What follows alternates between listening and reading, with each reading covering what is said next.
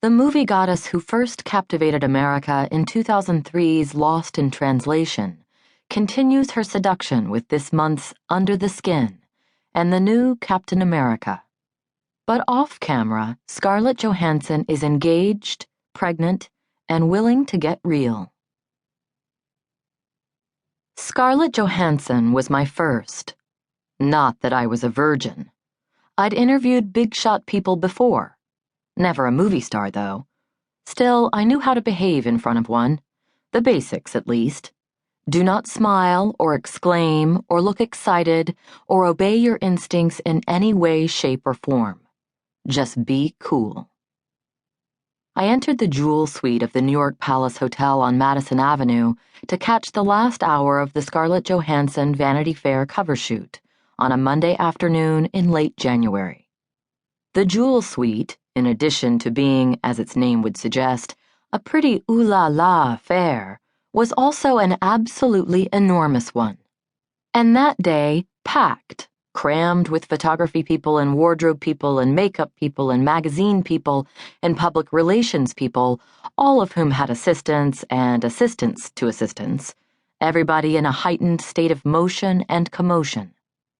And yet there was really only one person in the suite, and it was easy to sense where she was because she was the calm at the center of the frenzy.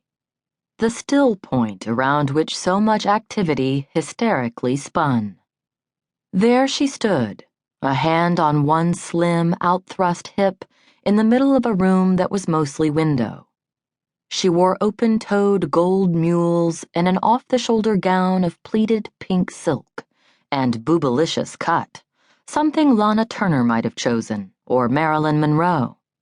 Her face pouty-lipped and sultry-eyed, skin and hair as luminously white as the pearls dripping from her ears and wrists and fingers.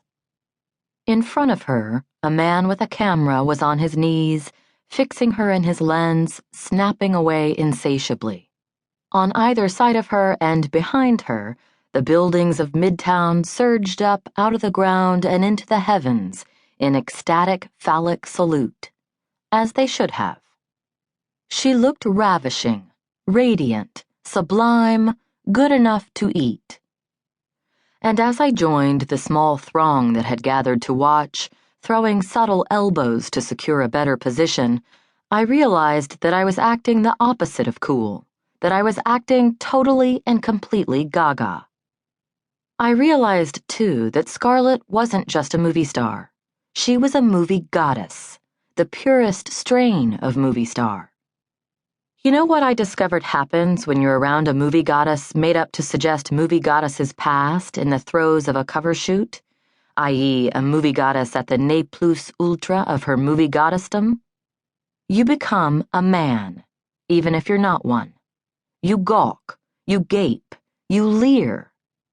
But then you're only doing what you're supposed to do, what she intends you to do. She's seducing the camera, and thus, by extension, you, since you, again by extension, are on the other end of that camera. It's sex between intimates and it's sex between strangers. It's sex in public and it's sex in the mind.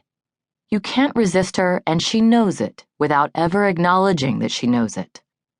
She treats the whole exchange, in fact, with a brisk nonchalance, neither shrinking from the attention she's provoked, nor making a big deal of it when it drops at her feet, just accepting it as it's her due, her birthright, which is how she proves that it's both.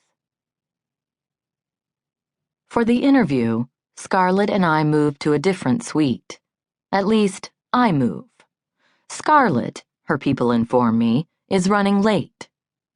I check the batteries in my tape recorder, recheck the batteries, take an anxiety pee, and otherwise cool my heels. Time's passed since the shoot, but my sexual identity crisis has not. I still feel male and sleazy, though male and sleazy in a different way. Less like a lurking, peeping El Creepo from a James Ellroy novel, more like one of those sad-eyed old roués that Marcello Mastroianni used to play in movies that made Europe seem decadent and soul-sick and fun to visit. And why shouldn't I feel Marcello Mastroianni-esque? I'm in a fancy hotel.